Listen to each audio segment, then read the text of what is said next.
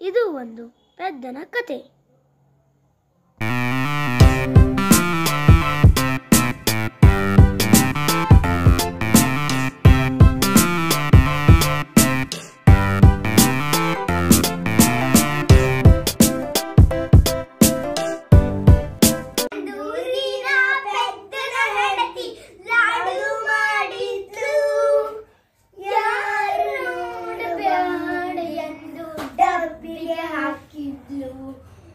ಅಲ್ಲಿಗೆ ಬಂದ ಪೆದ್ದ ಡಬ್ಬೆ ತೆಗೆದು ನೋಡಿದ.